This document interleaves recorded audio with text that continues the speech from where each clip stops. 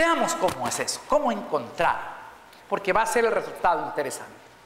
A ver, ahora nosotros debemos igualar, vamos a encontrar kernel de T, donde encontrar kernel de T significa verificar quién es un conjunto generador de ese espacio vectorial, significa determinarle una base, etc. Entonces nosotros tenemos que vamos a encontrar el kernel de T. Para eso, el kernel de T tendríamos que hacer x, y, z igual a 0, 0, 0, ¿verdad? Pero, perdón, t de x, y, z es igual a 0, 0, 0. A 0, 0 nomás. Entonces, esto significa que x más y x menos y es igual a esto. A ver, ¿qué sacamos de aquí?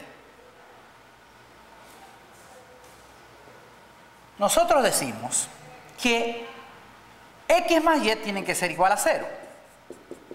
X más y tienen que ser igual a 0. Y x menos y tiene que ser también igual a 0. X más y igual a 0 y x menos y es igual a 0. Porque acuérdense que para ser miembro del kernel, primero se necesita que el vector esté en B. Y segundo, que la función t evaluada en ese B sea igual al 0 de W. Muy bien, por eso lo igualamos al 0 de W, que en este caso es 0, 0, el 0 de R2. Vamos. Entonces, eso es x más y, x menos y igual a 0, 0. Y de aquí, a ver, por este lado tenemos que x es igual a menos y que x es igual a y. Miren esta conclusión. X es igual a menos y x es igual a y. ¿Cuál es el único valor real que es igual a su negativo? El 0. Por lo tanto, esto significa que x es igual a y es igual a 0. ¿Sí? X es igual a y es igual a 0. Ahora, quiere decir entonces que para ser un elemento del kernel, tenemos que cualquier vector x, y, z es un elemento del kernel de T, implica que x es igual a 0 y es igual a 0. ¿Y qué pasa con z?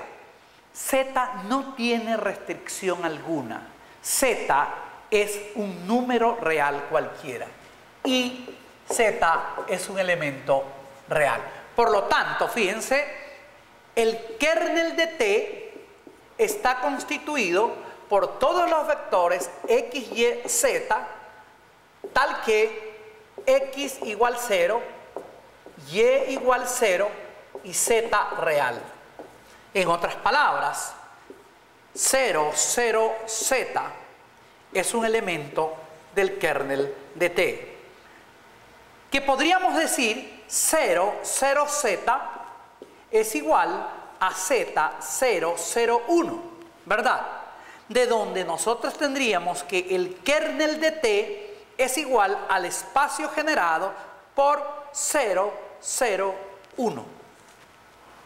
El kernel de T es el espacio generado por el vector en R3 0, 0, 1. ¿Sí? Concuerda entonces con los resultados que nos había dicho el teorema de la dimensión que deberían darse. Fíjense, esto significa que la dimensión del kernel de T es 1. O en otras palabras, que la nulidad de la transformación lineal es el número 1. La dimensión del kernel de T es 1, lo cual quiere decir que la nulidad de la transformación lineal es 1. Juntemos las cosas. Nosotros decíamos, de acuerdo al teorema de la dimensión, la nulidad de T tiene que ser igual a 1. Eso era, sin saber quién era el espacio nulo, ya sabíamos su dimensión. Aquí ya hemos determinado el espacio nulo o kernel.